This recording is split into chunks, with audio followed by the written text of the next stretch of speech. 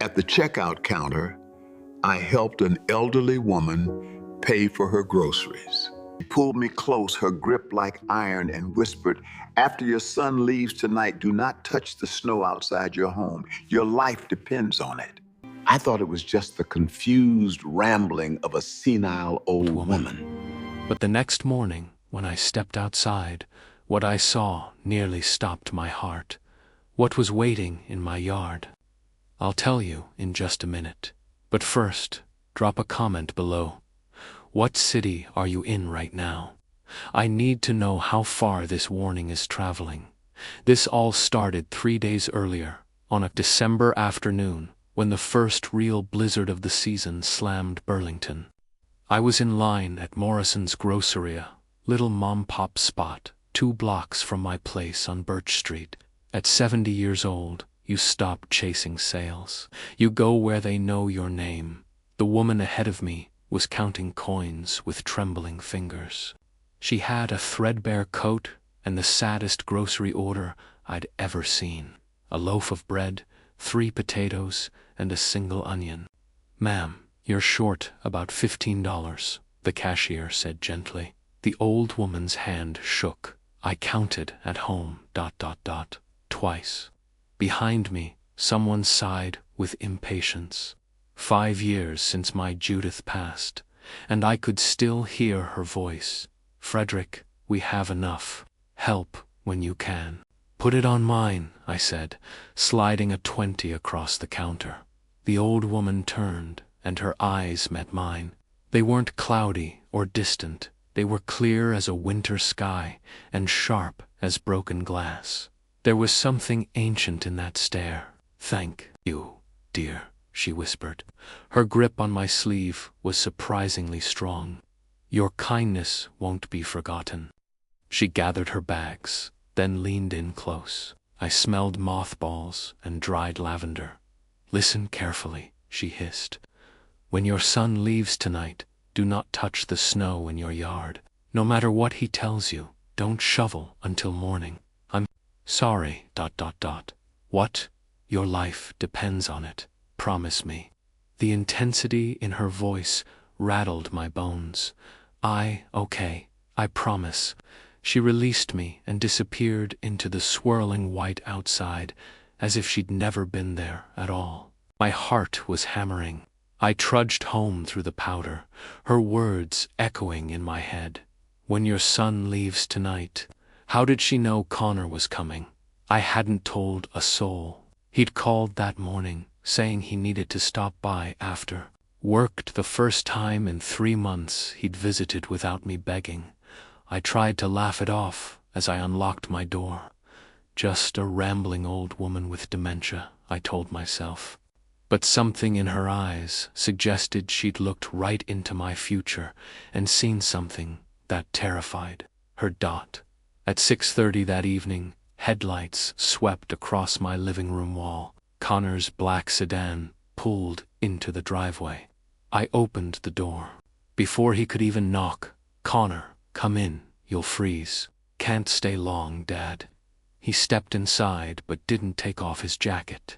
At 38, my son had become a stranger, sharp-featured, always on his phone, always in a rush. "I've got to work, leaving in an hour. Just wanted to check on you." "That's thoughtful," I said, trying to hide my surprise. He glanced around the house, his gaze lingering on the photos of Judith, then moving to the window. "Roads are getting bad.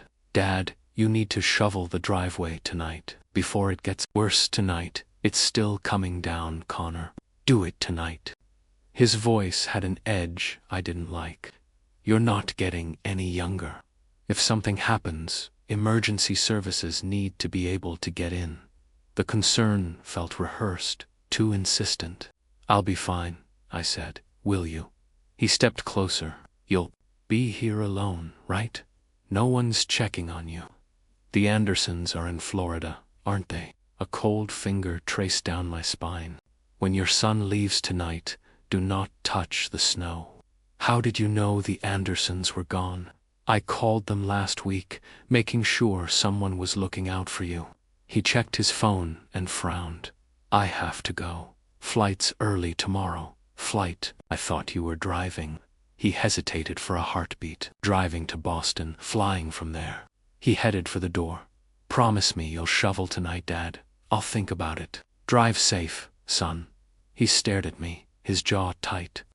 I saw something in his eyes, desperation, fear. Then he turned and walked into the white curtain of falling snow. I locked the door and double-bolted it. Connor's visit felt wrong. The insistence about the snow felt wrong. I walked to the back window. The yard was a pristine, unmarked blanket of white. My shovel was leaning against the garage, right where I'd left it. I left it there. I didn't sleep. I lay in the dark, listening to the wind howl, wondering what the hell was happening. The old woman's words circled my mind. Your life depends on it. I woke at dawn to a dead silence. The storm had passed. I shuffled downstairs and set the kettle to boil. I waited. I looked out the window. That's when I saw them. Footprints, deep, clear prints cutting through the fresh snow in my backyard. I hadn't been out. The mailman hadn't come. These tracks came from the side gate. They led straight toward the house, methodically circling the perimeter. They stopped at every single ground floor window, the living room, the kitchen, and then the back, where my bedroom window faced the yard. My heart started hammering against my ribs. The prints came right up to the glass close, enough for someone to look inside. Then I saw it. Scuff marks on the window frame. Someone had tested the lock. The prints were huge, size 13, maybe bigger. A heavy man, a substantial man, and he had been looking for a way in while I lay in the dark. The stride was wide, confident, and deliberate. A professional had circled my home while I slept, testing my defenses, looking for the one weak link in the chain. My legs went weak, and I had to white grip the counter just to stay upright. If I had shoveled that driveway like Connor insisted, if I'd practically begged to do it, these tracks would be gone. They would have been swallowed by my own footprints, erased by the scrape of the shovel.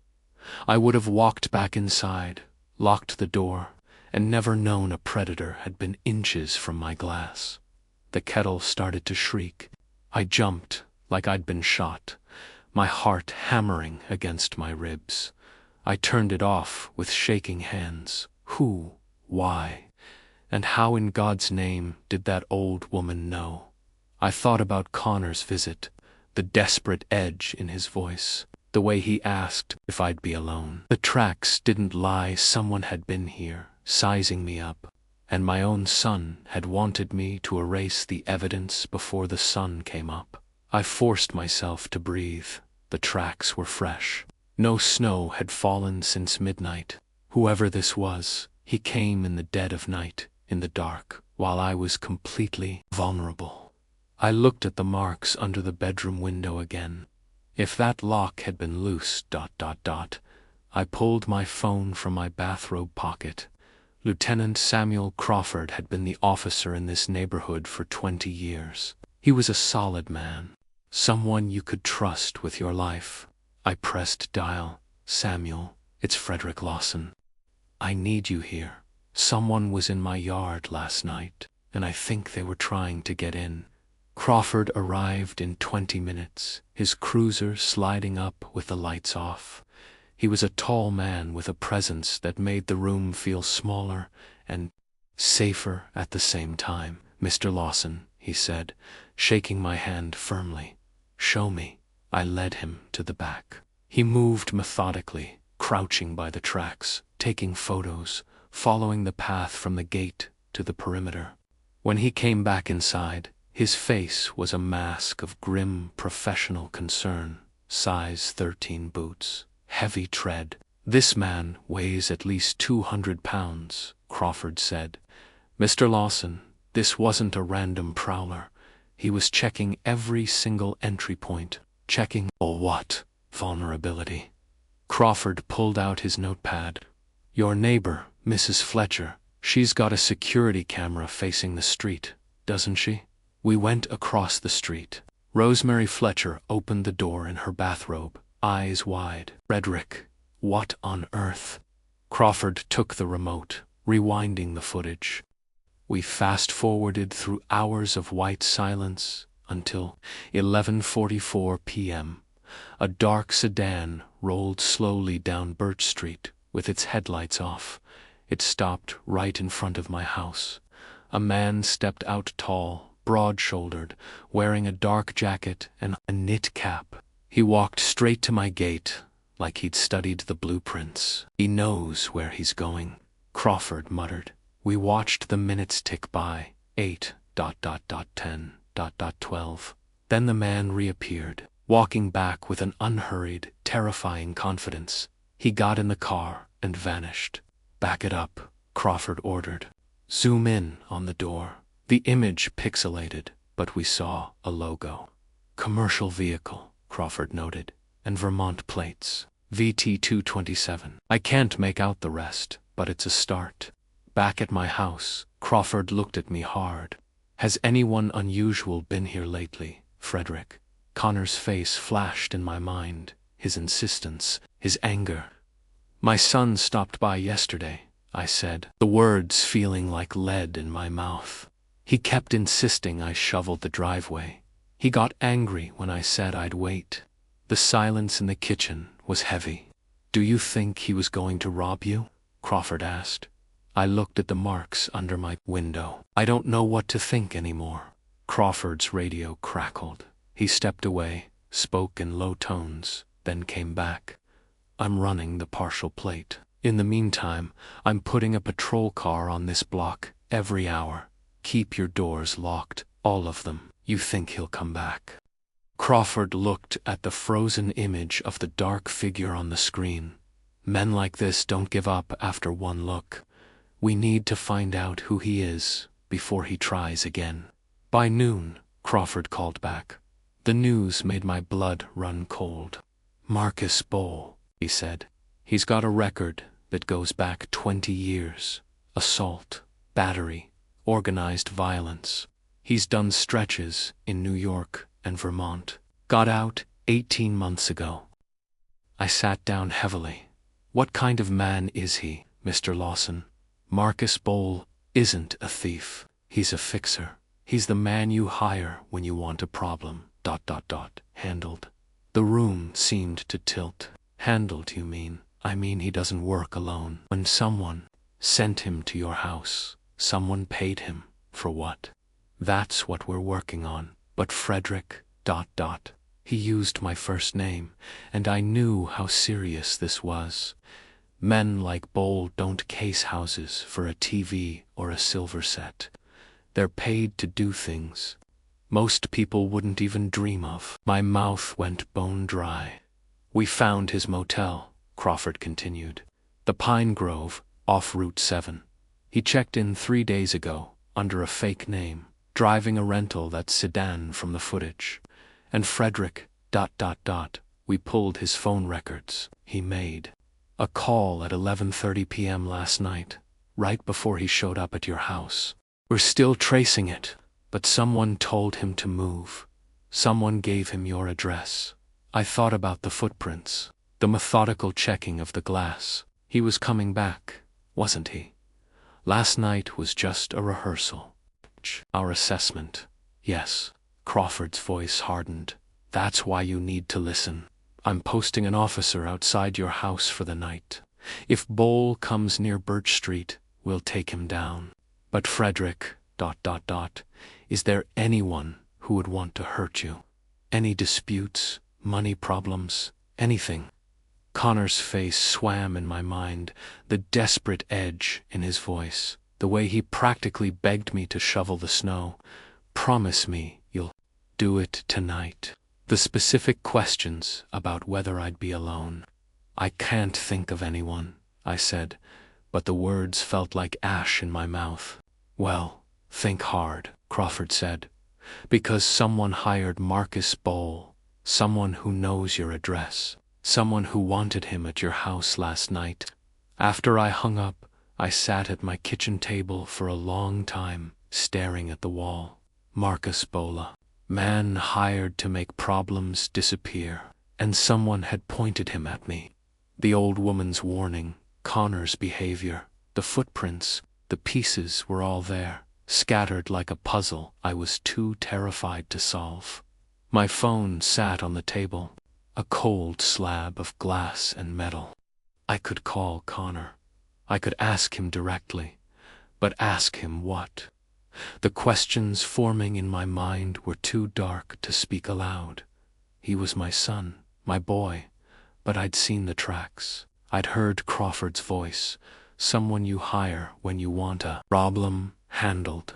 They caught him at 4 p.m., just 2 hours before he was scheduled to return to my yard. Crawford called with the news. "We've got him, Frederick. We picked Bowl up at the Pine Grove Motel. No incident." I gripped the phone. Did he have anything on him? A duffel bag, gloves, lockpicks, a knife. This wasn't a social call he was planning. My legs went weak. A knife. He wasn't coming to talk. An hour later, Crawford called back. "Frederick, I need you to come down to the station. Detective Clark wants to talk to you." The police station was a squat brick building that felt like a tomb. Detective Amanda Clark met me in the lobby, a sharp-eyed woman who looked like she'd seen it all. She led me to a small conference room. "Mr. Lawson, Marcus Bowl has agreed to cooperate. He's being very forthcoming." I sat down. My hands were shaking so hard I had to hide them under the table. "Bowl says he was hired 1 week ago to handle a situation," Clark said, opening a folder. "He was paid $5,000 cash up front. The instructions were specific. Make it look like an accident or a burglary gone wrong. The target needed to be alone. The house needed to look undisturbed from the outside. The driveway," I whispered, "the snow." "Exactly," Clark said. "If you'd shoveled, his footprints would have been erased. It would have looked like you'd been outside, working, maybe had a fall, an accident." She pulled out a fresh stack of papers. "Mr. Lawson, we've been going through Bowl's phone. We found an electronic transfer from 2 days ago. Another 5,000. My mouth was bone dry. "From who?" Clark looked at me with a pity that hurt worse than the fear. She laid out the text messages like a hand of cards I didn't want to play. "Make sure the old man's alone. Get it done this week. He won't suspect anything, the old man," I whispered. "Me, Mr. Lawson," Clark said gently. "The person who hired Bowl, ... You know him very well." My heart stopped. The room seemed to shrink. "Who?" She looked at the papers, then back at me. "Come back at 9 a.m. tomorrow. We'll show you the bank records, the texts, all of it. For tonight, go home, process this. Tomorrow is going to be the hardest day of your life." I drove home on autopilot. I sat in my dark kitchen, staring at the snow. I already knew. I'd known since Crawford asked about visitors. I'd known since I remembered the desperation in my son's eyes. But knowing and believing are two different continents. The next morning, Detective Clark placed a document in front of me. A bank transfer. Statement sender. Connor Lawson. The room tilted. I stared at his name until it blurred. There must be a mistake. My voice sounded like it was coming from the bottom of a well. "He wouldn't. There's more." She showed me the logs. Calls between Connor and Bowl at 7:15 p.m., right after Connor left my house, right after he'd kissed me goodbye and told me to shovel the snow. "Why?" I choked out. "Your son owes $180,000 in gambling debts," Clark said. "Sports betting. He's been in deep for 2 years. He's been getting death threats from loan sharks." She paused. "Your house is worth $600,000, Frederick. As your only child, he stood to inherit everything. It would have solved all his problems. My house, my life, reduced to a transaction." I remembered Connor when he was 8, crying after Judith died, wrapping his arms around my waist. "I'll always take care of you, Dad. Always." Somewhere between that boy and the man in my kitchen, he'd broken beyond repair. "I gave him everything," I whispered.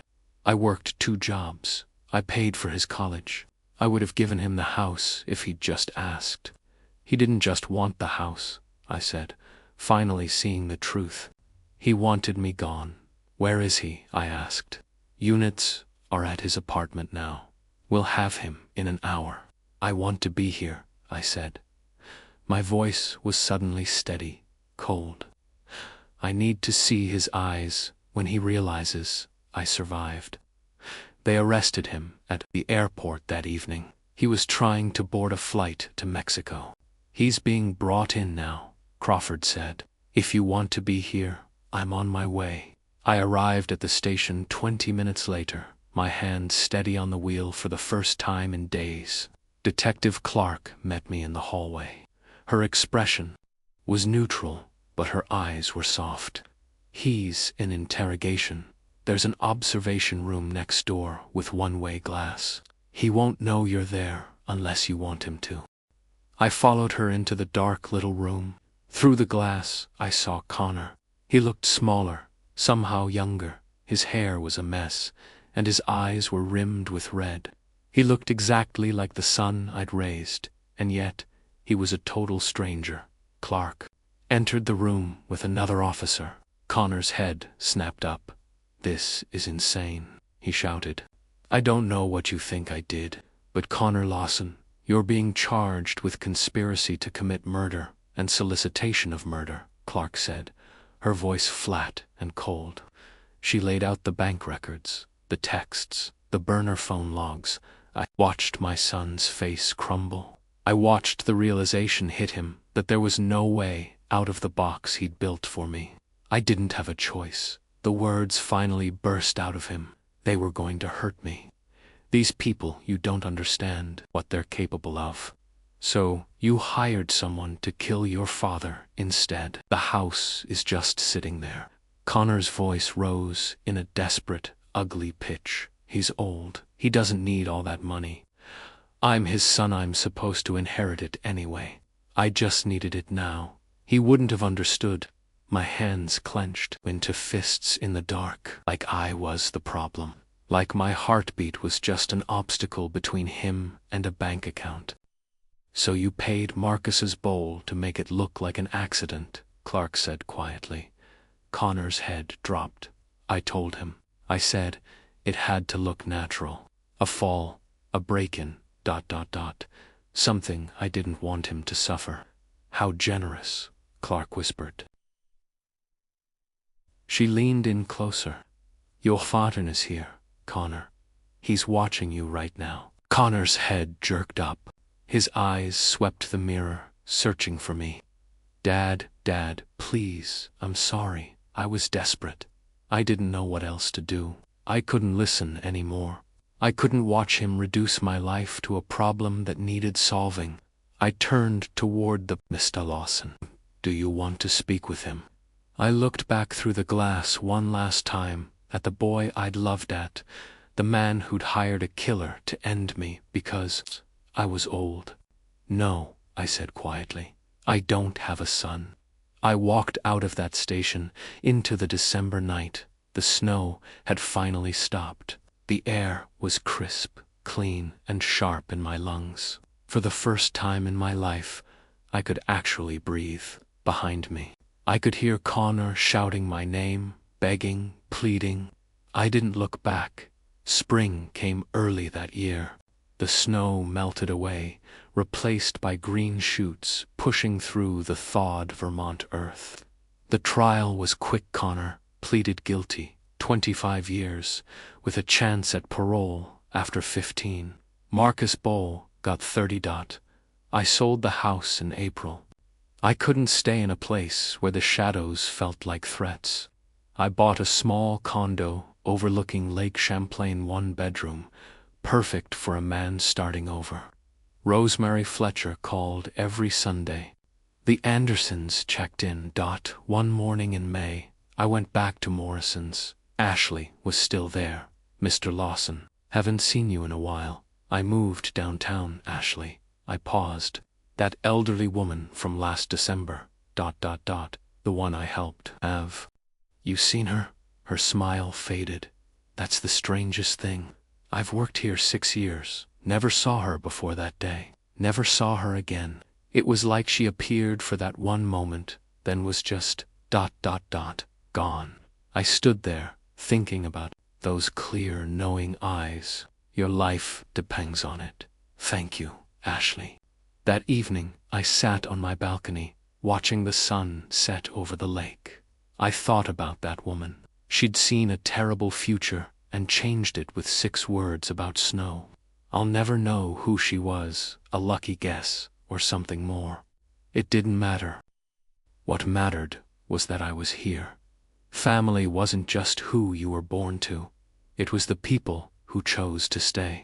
It was the guys at the senior center I played chess with on Thursdays. It was Carol, who taught me that I'm terrible at painting landscapes but okay at portraits. These were my people now. I raised my coffee cup to the empty air. "Whoever you were," I whispered, "thank you. You saved more than my life.